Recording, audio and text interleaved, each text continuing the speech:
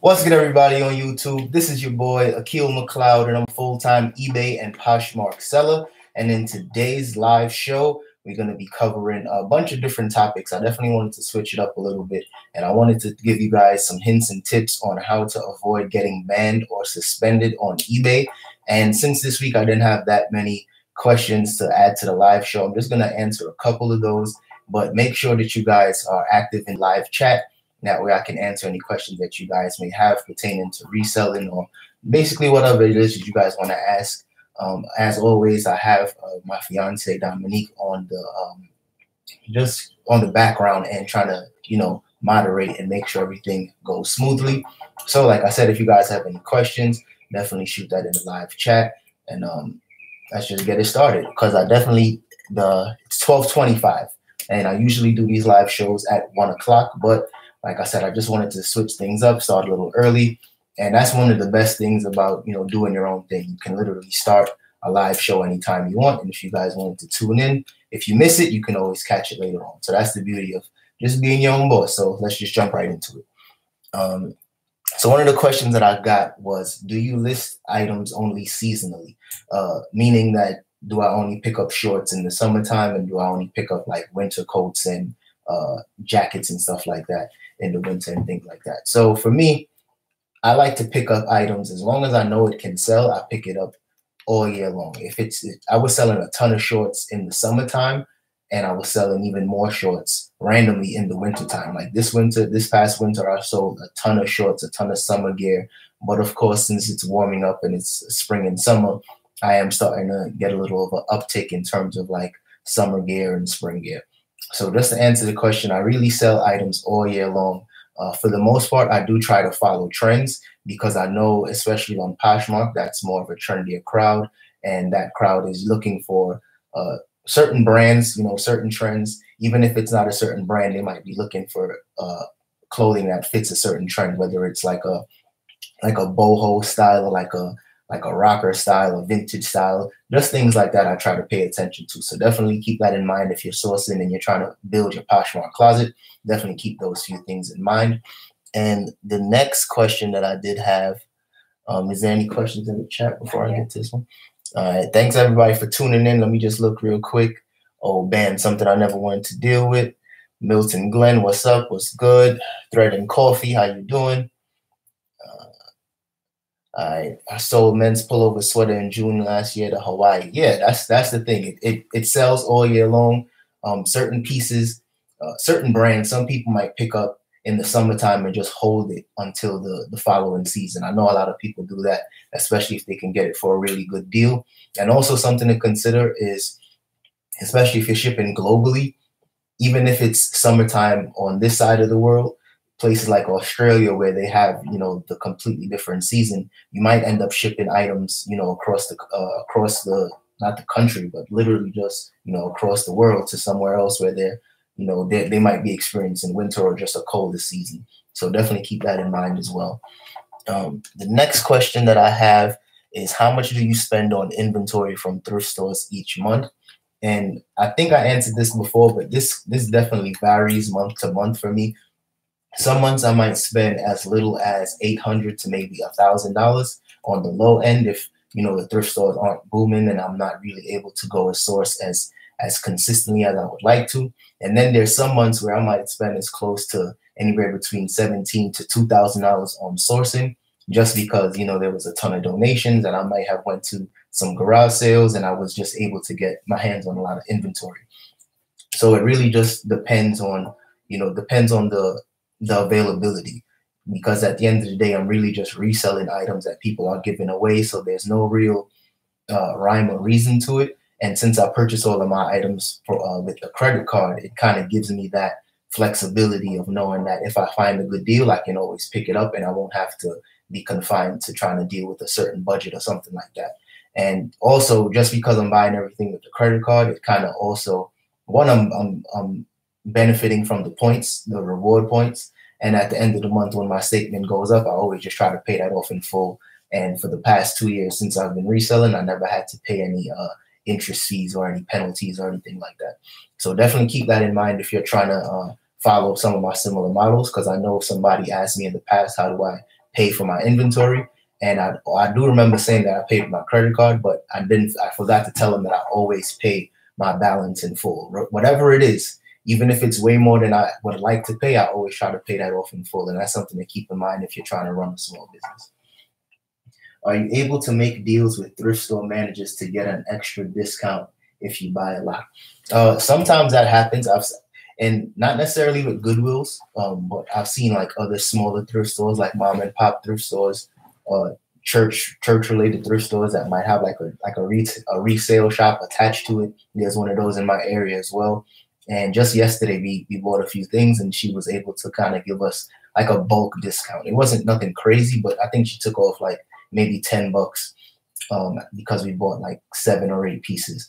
So that's also something you can do. But I know a lot of times with some of these Goodwills and like Salvation Armies, they don't necessarily do that type of thing. Like that's why they have prices on each item of clothing. Like the price is the price, and it is what it is. And I don't necessarily like haggling with them because I do know I'm sourcing every single day. So they'll get used to seeing my face, and I don't want to be that guy that's just constantly looking for a deal, trying to haggle, trying to find issues with items and trying to just get the price low. Sometimes I might just pay up for something, or sometimes I might wait until I get a good deal. It all balances itself out at the end of the day. Would you ever consider pallets or wholesale? Yes, I'm definitely still, that's one of my goals for 2019 is to get into more wholesales and like pallets and liquidation and stuff like that, because I do have the space in my garage to handle a pallet or several pallets if that opportunity comes up. But at this point, I'm just really trying to do the research, trying to find like a really good deal. I know there's websites like liquidation.com that offer like pallets and stuff like that. Liquidation, there's bulk. I think it's called source.com now. There's a bunch of different online places. But the thing is, when you're dealing with those online places, they're basically charging you a ton of money for shipping, and they're kind of building in their profit margins into what they're trying to sell. So my profit margins would be super slim, and since you don't necessarily know exactly what you're getting, you can end up losing a lot of money. And I follow a bunch of other resellers that do liquidation and bulk and like stuff like that, and I see that they are making some money, but for the amount of work that it takes to go through an entire pallet and clean certain stuff, and some stuff is just salvage, so you got to throw it out. The amount of time and money it takes, money, and effort that it takes, I'm not seeing those opportunities there for me yet. But that's why I'm going to go to places like eBay Open and Poshfest this year, so I can make those connections and hopefully find a really good wholesale deal. Because I'm not trying to, hit a home run on every wholesale deal. I do know, regardless of who the wholesaler is or who the liquidator is, I know the profit margins are going to be smaller than I'm used to. But at the same time, I'm not trying to buy 50 pieces and then 10 of them is salvage and I got to throw it out, and then everything else I'm practically breaking even on. And I do see that a lot on YouTube. So just keep that in mind as well. How do you store your items? I have everything in the garage right now, and I use totes and racks. So the totes, I basically fold everything up, and I kind of separate them between whichever category it is. So I have a tote for bins. I have a tote for shirts, pants, shorts, hats. Everything has its own tote, and I have several totes. I even keep shoes in totes as well. And then bigger coats and jackets and blazers, I like to keep those on the racks. That way it doesn't get too wrinkled while it's basically like in storage. And that system just works really good for me. Once I start to really level up my Poshmark and eBay store, I'm probably going to have to get more of a sophisticated system to kind of maintain all of those stuff. But for now, like I said, it's been working for me, and I've been doing it for 2 years now, and my system has been working just fine. So like I said, I probably will level up and do something more sophisticated, like bagging it up individually first, having different like labels on each item, so that way I don't have to kind of search for different stuff. But like I said, we'll see how things go once I start to level up my eBay and Poshmark Closet. Because as of right now, my eBay store, I usually have a lot more items in my eBay store. I'm kind of behind, but I usually do have about 200 things in my eBay store and about 150 on Poshmark. So once I level those numbers up, I'll have to switch up the system a little bit. Let's see if there's any other questions in the chat before I move on. No, you looking all good. All right, so to get into today's topic now, today's topic came along because I was watching somebody's video and they was talking about how they got banned from eBay. And it was kind of like an obvious reason, but I did think that I can kind of expound upon that a little bit and kind of give you guys some tips on how to not get banned and some reasons why people do get banned or suspended on eBay. Now, and this is not like me just talking shit. Like, I really did get suspended twice on eBay when I first started out. And the first reason, well, the first time it happened, it was a 7-day suspension, and it happened because I was selling something that was on the Referral list. And the Referral list is basically a list of items and a list of brands that, according to eBay, you can't sell. And that list is full of items that some of us sell on a daily basis, but certain brands are a lot more strict than others. So I was selling like a facial, it was something like a facial scrub. And apparently that was on the Referral list. And I listed it. And this was like, I was 6 months into eBay at the time. So I wasn't that like well versed on eBay, but at the same time, you know, I checked the comps and I saw that it was selling. So I said, if somebody else sold it, clearly I can sell it too. But, and the thing is, I just got hit with Referral. I woke up one day, and it always happens at 12 o'clock. They will always send you an email and they'll tell you that, you know, your account got flagged. They always take down whatever listing it is, and then they'll put you on a suspension for like 7 days. And sometimes they might give you a warning, but other times they might just give you like a 7-day suspension, and that 7-day suspension is your warning. So it literally goes from either a warning, 7 days, 30 days, or like lifetime. And it's very rare that they do like a lifetime ban, but I've heard about it on YouTube. So I know they do that sometimes, but it's not as often as you think. So for me, I didn't even get a warning. I literally got a 7-day suspension straight off the bat.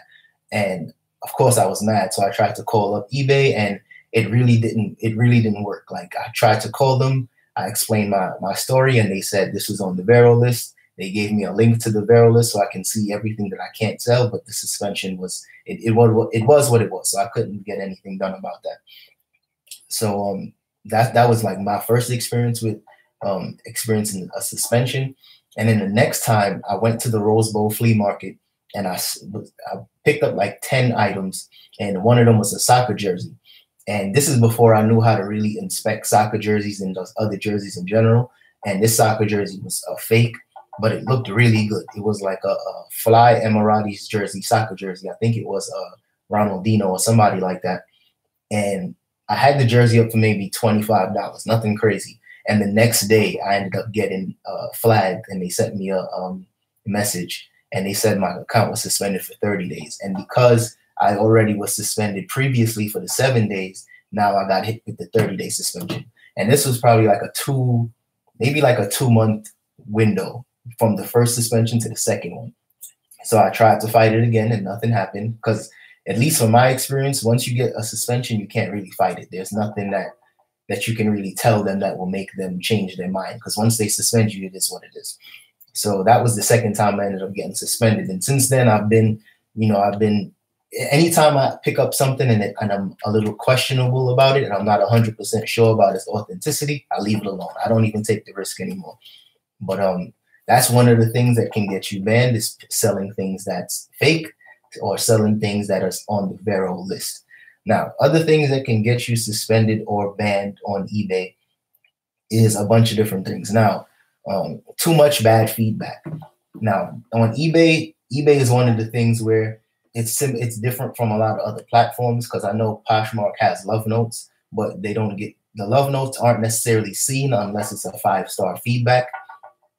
Unless it's a 5-star feedback, you can't really see how a Poshmark seller sells. So for the most part, eBay, their system is you can see the positive, you can see the negative, and you can see the neutral. And I have one neutral feedback right now because I think the item didn't fit that person. So they was a little mad about that. But the thing with eBay, if you get a ton of negative feedback in a short amount of time, you can definitely get banned or suspended based on the type of feedback that you're getting. Because if you have a ton of buyers that are complaining to you and you're not responding, and then they have to go through eBay kind of just keeps a record of that. So those people that just think they can sell any and anything on eBay and sell fakes or sell stuff with holes or damages and not disclose it, they can definitely get suspended or banned from eBay. And that happens more often than not. People don't like to talk about it, but there are a lot of people that do get suspended on eBay and do get banned. And, you know, they try to open another account, but I do think they just try to track it from your like IP address. So even if you use like a different email address, they could still find out that it's you because it's the same IP address. So that's something to be cognizant of anytime you're trying to sell anything online, especially on eBay. Another thing that people can get, not necessarily suspended, but you can get your account restricted. And having a restricted account basically just means that you can't list as many items as you normally would be able to. So they kind of put your account, they kind of limit your account to a certain extent. And one way that they restrict you is if you have a history of slow shipping. Now, when it comes to handling time, I like to ship things out either same day or one business day. And my account is set to one business day. So it kind of gives me a little extra time just in case somebody orders something at like say 4:30 and I don't have time to go to the post office, I can ship it out the next day. So that's what I like to do. But there is some people that, especially people that ship things overseas, like in China or Korea or places like that, they have like these very, very long windows, and it's like a 10 to sometimes 20-day handling time. And if you have a history of shipping out items even past your handling time, eBay definitely will restrict your account. And if you keep doing that, they could even suspend you, because at the end of the day, it's all about trying to provide customer service. And eBay, as you guys know, they're in like heavy competition with Amazon. Even though they're losing like terribly, they're down big when it comes to that battle, but they're trying to compete. And since Amazon has Amazon Prime and just faster shipping, eBay is really cracking down on people to ship their items out a little faster. So that's something to consider if you're trying to sell things online. We got a question you should tell me?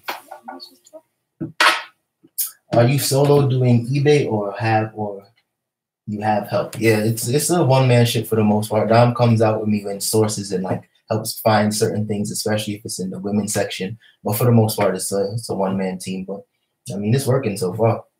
As of now, it's working, but I don't know how long, you know, I can kind of keep this going. But so far, it's been working. Does it affect your standing? Does what? It was the bad feedback or the neutral feedback. Neutral feedback, no, it doesn't. It doesn't change your rating whatsoever. Mine is still 100% positive feedback. The neutral is just like it's just for the customer to kind of put it out there and let you know how they felt about it. If they give you neutral feedback, it's just a gray area, and it is what it is. It doesn't affect you positively or negatively.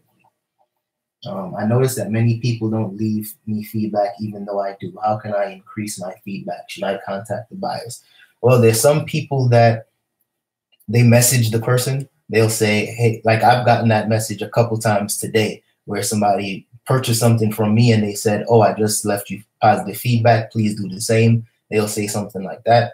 Or in your eBay, in your orders, you can always like put like a little note or like a thank you card. I know Rally Roots, they do that. And it just says, thank you for shipping. No, thank you for your purchase. And then they'll put that in the package. And then most of the time people do leave positive feedback for that. So that's a way.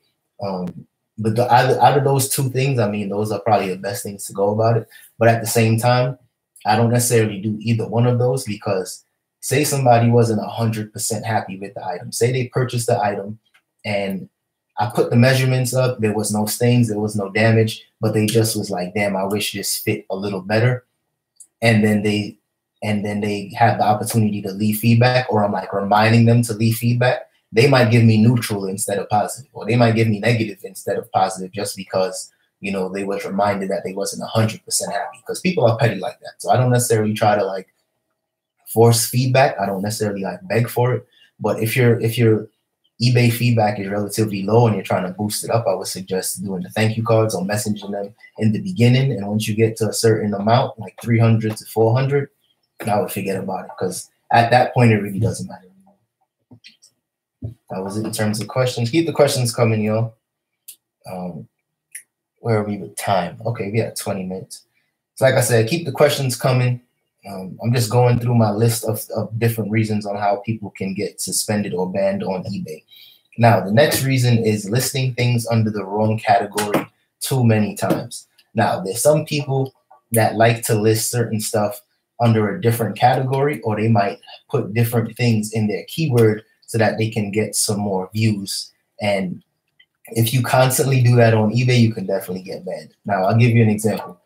I did this one time, and thankfully I just got a warning and I didn't get suspended or banned or anything like that. Excuse me. Now, the first time I did it, it was with a Coogee. It wasn't even a Coogee sweater. It was a vintage sweater that looked like a Coogee sweater. And in the keywords, I put Coogee, Coogee like or something like that. And I got flagged on eBay like 3 or 4 days later.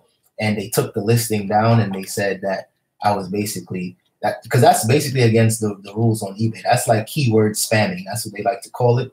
And anytime you say something is, say, Nike, but it's really Adidas, but you're just trying to get more views, eBay definitely recognizes that and they can, you know, take the listing down.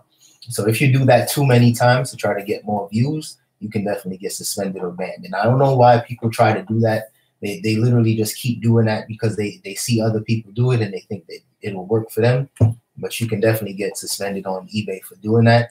And like I said, it happened to me once where I got a warning, thankfully. But like I said, I'm not going to try that again, because if I get warnings and any more restrictions or suspensions, I could get in real trouble. Because like I said, eBay is my favorite platform to sell on. And if I can't sell on eBay, I'll experience a huge dip in sales and overall profit. So I'm not even trying to risk that. Do you use natural light or a light kit? Yeah, I got a light kit. I got a softbox right in front of me, but I have the window in front of me too, so that's like the natural light that's kind of helping. Talking about when you take pictures. When you take your pictures for your items. Oh, I thought you were talking about right now. Yes, I use natural light, and I have a softbox for my photos, because I do flat lays on all of my product shots. So if it's bright outside, because I'm in California, so it's like always sunny and bright for the most part. So if it's sunny and bright outside, I'll use natural light. But if I'm taking pictures at night, I have a lighting kit, and I'll use like maybe 2 or 3, sometimes just 1 light. But if it's kind of dark, I'll use 2 different lights and just kind of put it down on the item so that it can look really nice. Do you steam or iron wrinkles? Yes, I have a steamer for blazers and jackets and stuff like that. And then I usually iron shirts or pants before I list it, because so when you're trying to sell things, you gotta present it the right way. And I see it on YouTube a lot. Like, people are trying to sell their product or sell whatever service they're trying to offer, but they look terrible. You know what I mean? Their shirts have stains, or it just looks bad. You know what I mean? So regardless if you're trying to sell yourself or sell a product, you gotta present it the best way possible. So for me, if I'm selling a shirt, I like to iron the shirt, make sure it's not wrinkly. And if it's a suit or a blazer, I have a steamer for that, and it's a handheld steamer. And I actually have the link in my description for the one that I'm using right now. And that usually just gets all the wrinkles out of the blazers and stuff like that. Because I do sell a lot of blazers, and I don't like to sell them because it takes a lot of prep work, but there's a lot of profit in blazers. So the steamer is necessary. Love your video. What do you do differently if an item was sitting for over 30 days or longer, trying to get rid of it? Thanks. If I have anything that's been sitting for 30 days or more, the first thing I do is I'll lower the price just a little bit, maybe $10, and then I'll relist it first. I'm not gonna just let it sit. I'm gonna relist it so it'll get a brand new eBay item number, and then I'll lower the price to say $10. Now, if it's another 30 days that goes by, depending on the item, if it's out of season, I'll probably just wait and I'll just hold on to it. But if it's an item that's not that dope and I'm just like trying to hold on to it and it's not selling, I'm going to usually take that to somewhere like Crossroads or Buffalo Exchange or Plato's Closet. And I'm going to bundle some of those items together and basically trade up for something that's better than what I have. So that usually happens if I have, say, like a Ralph Lauren shirt that I thought was dope, or I thought something like a pair of shoes that I thought was dope, but it's taking too long to sell. I'll take it to Plato's, and 95% of the time they'll usually take it from me, they don't necessarily give me as much money that I would like, but that's why I always take the trade, because they always give you at least 50% in trade in those type of places. So I'll put it in for trade, and then whatever I get, I'll bundle that up, and I'll upgrade to like a pair of Jordans that they're selling for like 60, but those Jordans sell for like 120. I'll do that a lot. And that's how I get like better quality items to sell, because my thrift stores are kind of hit or miss. Sometimes I might get a lot of stuff, and then other days it's not that great. Do you do RA or OA?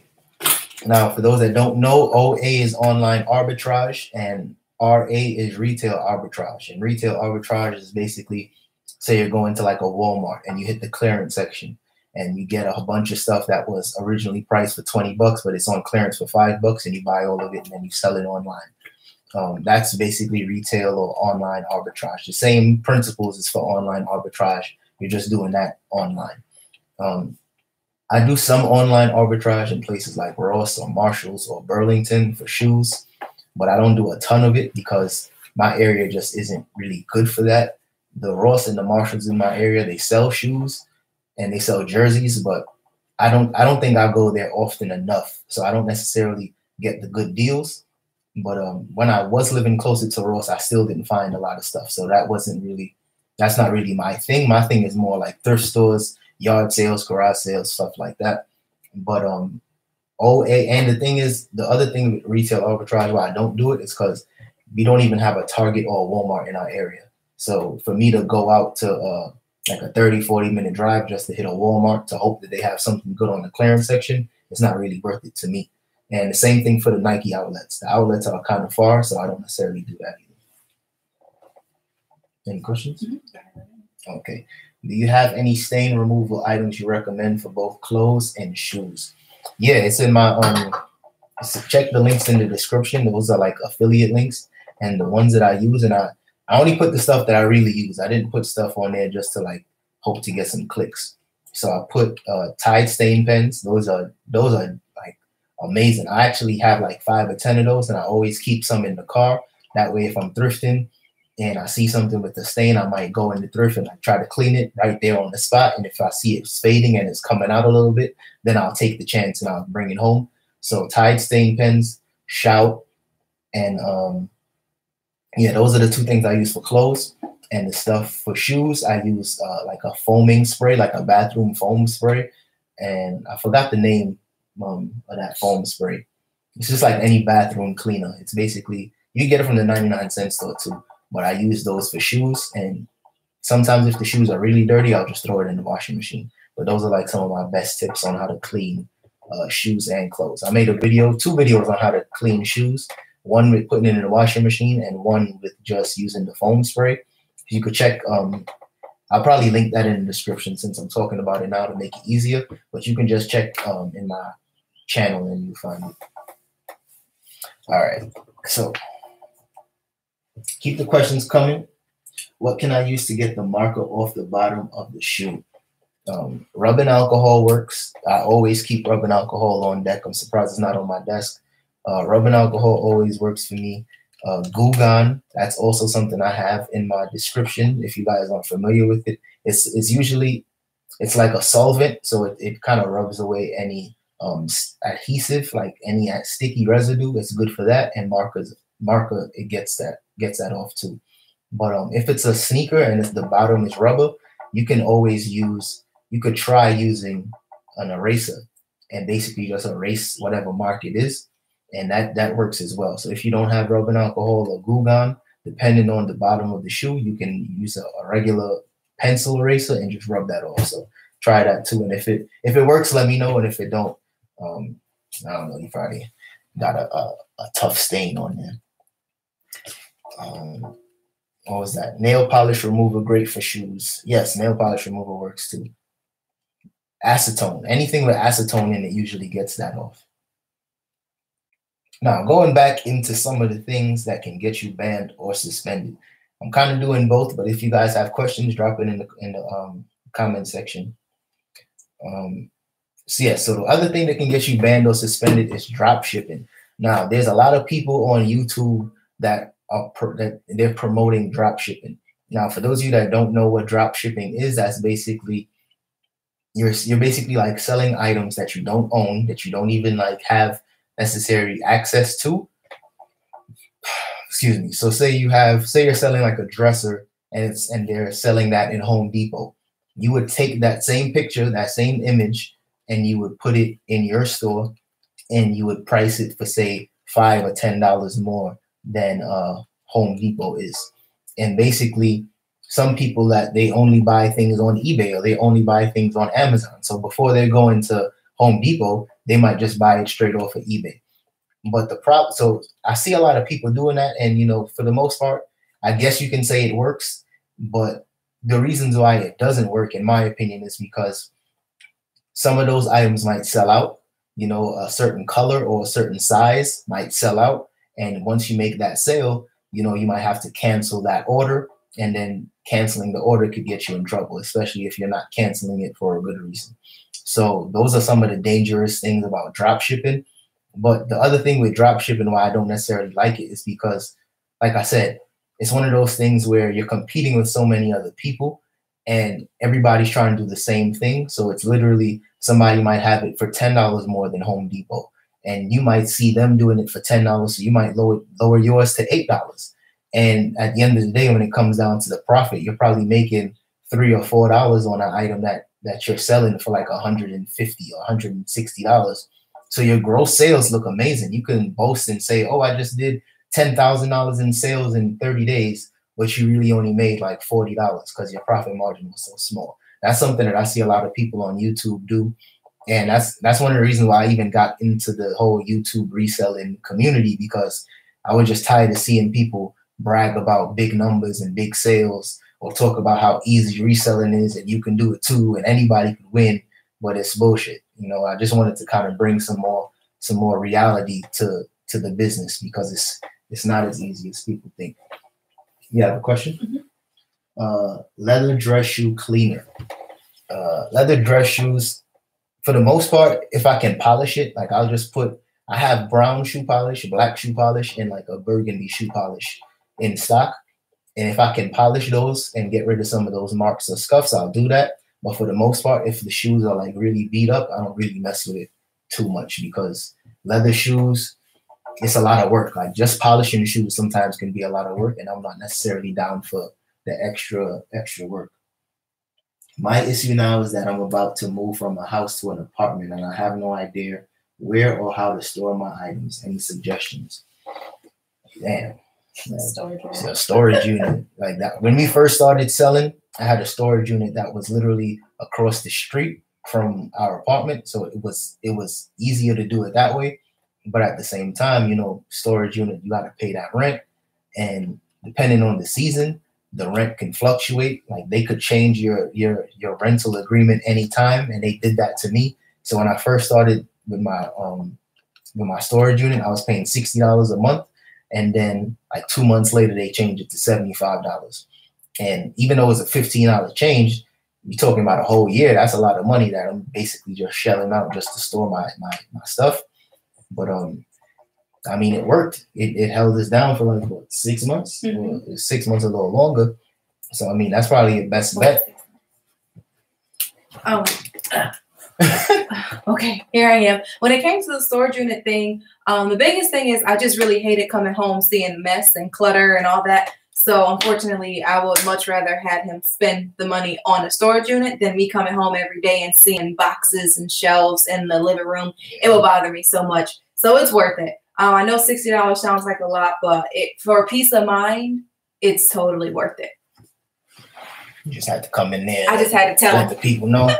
But yeah, so, and the thing is, $60, keep in mind, that's still on the low end of a storage unit rental. Like some of these storage units, depending on the size, you could be spending as much as like $150, sometimes $200. So unless you're making, a decent amount of profit each month, I would suggest just either getting bins or just utilizing the little closet space you have, and just kind of maintaining a certain number of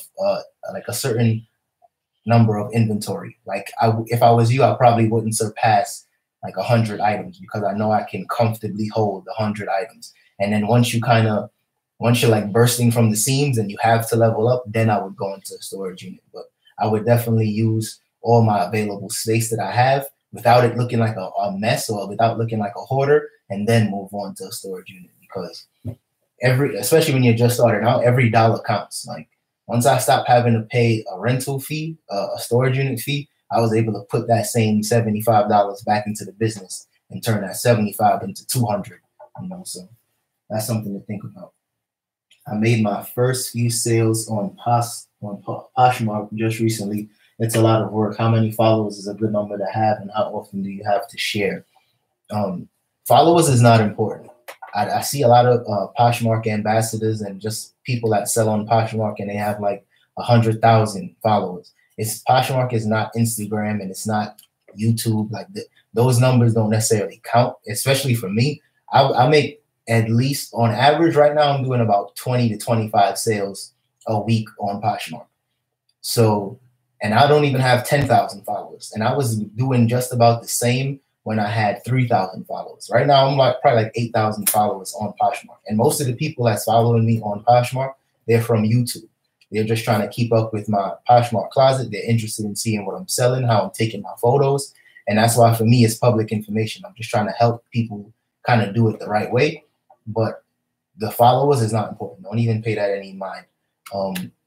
Sharing your closet is what's important. Sharing your closet and having inventory that people want is what's important. If you have a bunch of stuff, if you have a bunch of followers, but the items that you're selling is not trending and it's not like popular, it's not going to sell regardless of how much people that's following you. So you got to have dope shit, and you got to share your closet at least 3 times a day. And for me, I share it in the morning, in the afternoon, and the last party in the day when you can share any item. I always share my closet. And that works for me because whatever party is going on, that's usually when more people are on the app and they're on their phone. So I share my entire closet when a certain party is going on. Even if it doesn't necessarily pertain to that party theme, I'm sharing my whole closet during that time just because there are people on the app. You got any other questions? Okay, so going back to my my list of things that can get you banned. When I was talking about drop shipping, but the thing with drop shipping, why it kind of goes in tandem with canceling orders, is because if you're a drop shipper and say the item just sold and you go to order it on Walmart.com and sold out on Walmart.com, now you have to cancel that order, right? But if you cancel that order and you keep if you keep canceling the order and the reason is you're out of stock, eBay is going to flag you. They're going to realize that you're constantly out of stock on certain items, and that can get you banned as well. Banned or suspended. I heard that eBay is really cracking down on people. So they're kind of like doing 30-day suspensions like kind of frequently. So that's something to consider if you're like one of those drop shippers or people that believe in drop shipping. If there's anybody that's drop shipping and you think I'm talking shit, just drop it in the comment section so we could keep that conversation going, because I'm not 100% against drop shipping, but I do think that it's not a sustainable business. I don't think it's one of those businesses that you can do it for a long amount of time and do well. I share my closet with one click, or do I have to share one item at a time? Yeah, you got to share one item at a time. You got to do it individually, and it's a pain depending on how large your closet is. But like I said, my closet right now is like 150, 160 items. So it takes me like 10 minutes to share my entire closet. And I share my closet from the desktop. It's a lot faster doing it on the desktop than it is doing it on your phone. Or you can get a bot, and I know a lot of people talk about Poshmark bots because it shares their closet for them, but that's just risky for me. Like, I do see people, getting restricted and getting suspended on Poshmark for having bots, and then others, they don't get affected at all, and they love their bots, and they love doing that. So, I mean, it's risky, so you can try that too, but will I suggest you to do it and say I'm 100% behind it? Absolutely not. Like, if you have 150 items to 200, you can share your closet within a few minutes. And if you don't necessarily want to share your item, if you think 15 minutes or 20 minutes is too long, I mean, I don't know what to tell you. But for me, I'd rather share my items knowing that I'm doing it the right way than to risk it just to have a bot do it. Whatever, you could time me at 39 minutes, and I'm running out of tips on drop shipping. I'm running out of tips on how to get banned. So shoot the questions in the chat.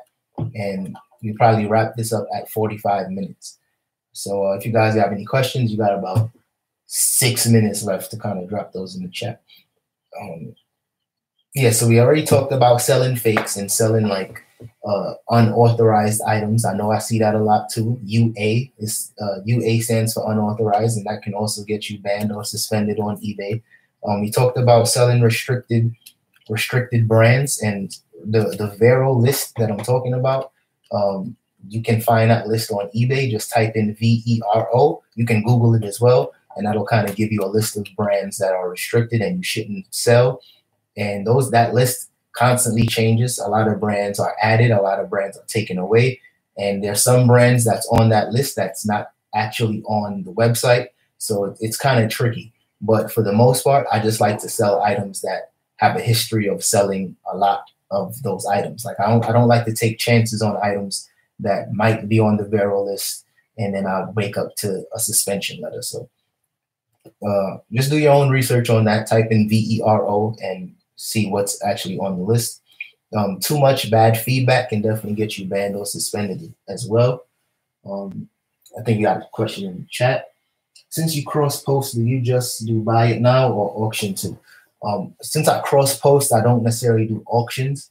I only do auction listings if I'm kind of questionable about the price. If I see a history of the item selling anywhere between like 50 to 100, I'm probably going to put it on auction, and I'm going to start it at 50 bucks. And if I get more than that, I'm happy. If not, and I only get 50, I'm happy still. So I don't necessarily do both. But when it comes to the cross-posting situation, I only do it on buy. Most of my things on eBay is buy now.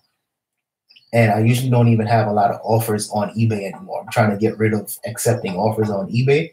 So that's definitely helping me with my cross-posting situation. I don't necessarily run it into items selling on both platforms anymore because I'm not accepting offers. So if it sells on one platform, I take it down off of Poshmark immediately. Where do you find designer at the thrift? Do you pay to get it authenticated?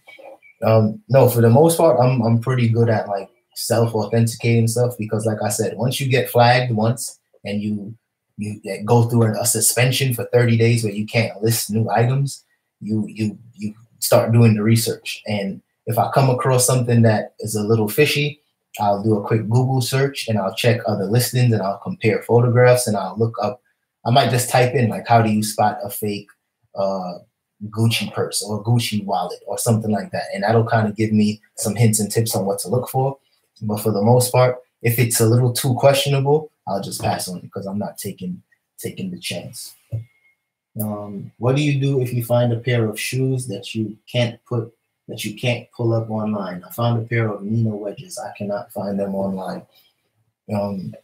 I sometimes I'll Google it and I'll see how much it's selling for, and if it has a high retail price, say it sells for like 200 bucks, I'm not necessarily going to list mine for 200 because retail and resale is completely different.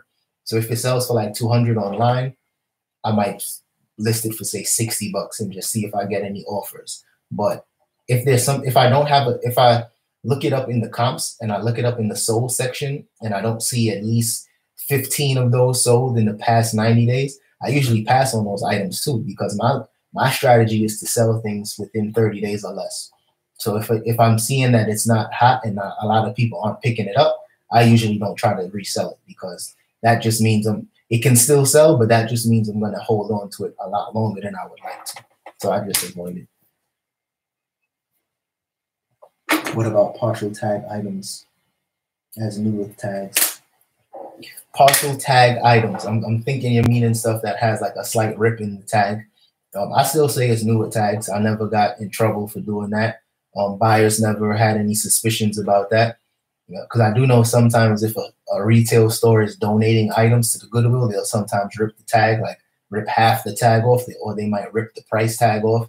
But for the most part, that doesn't bother me, and it doesn't bother any other buyers either. So I still list it as new with tags. Where are we? 44 minutes. Keep dropping any questions you got. Just going through the list to just kind of reiterate. Yes, you can get restricted for slow shipping. Again, you can definitely get restricted or suspended for slow shipping. Now, I ship things same day or one business day. But if you have a history of, if your handling time says 1 business day and you have a history of taking 3 and 4 days until you ship out your item, you can definitely get suspended or banned. So definitely be aware of that. You can definitely get suspended for canceling too many orders. If you're constantly saying that it's out of stock, eBay will definitely pay attention to that, because that's actually a metric in your seller feedback and your seller tools. They actually would see how many times that you canceled the item because it was out of stock, and that can actually give you like a ding on your account. And the last thing was pay attention to returns and cases that might be open if you're new.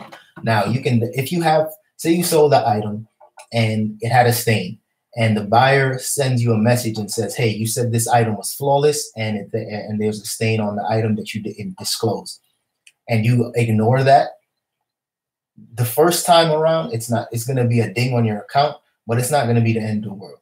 But if that happens to you like 5 or 6 times, you can definitely get suspended if you're like avoiding cases, if you're not handling them on your own. And if eBay has to constantly step in and resolve it, then you can definitely get suspended or banned on eBay if you constantly do that. Now, I'm not going to say if somebody opens a case against you and you lose that case, I'm not going to say it's the end of the world if it happens once or twice, because it happens to me. You know, these things happen, but at the same time, I always try to resolve any situations before it gets escalated to eBay, because once eBay gets involved, then they could ding your account and then you get in trouble.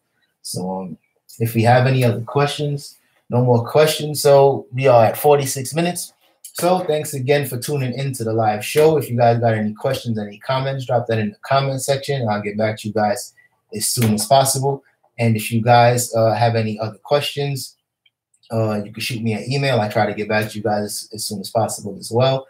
And I've been saying it for the past few episodes, but I'm constantly working on that ebook and my coaching program. That's why you kind of seen like a slow rollout of videos. This week I didn't put out as many as I usually do, but that's because I'm really just working on this ebook so I can make sure that it's 100% and it's actually of value, because I don't want to just charge for an ebook and people are like unsatisfied. So I'm really trying to put as much value into this book as possible.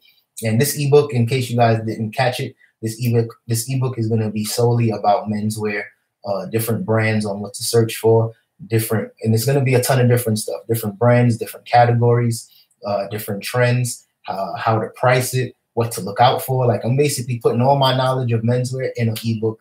So I know this book is going to be very popular for women that sell only women's clothing and you're trying to get into menswear. And of course, men's sellers that really not sure what to sell. You know, there's men's sellers that just selling Nike because they know that's Nike. But I'm just trying to put as much information out there, no cookie cutter shit. And I'm really just working on that. So it should be out soon. So I'll keep you guys updated on that. And since you guys don't have any questions, I'm going to see you guys in the next video. So, peace. God, you going to say anything to the people? Bye, people. Bye, people.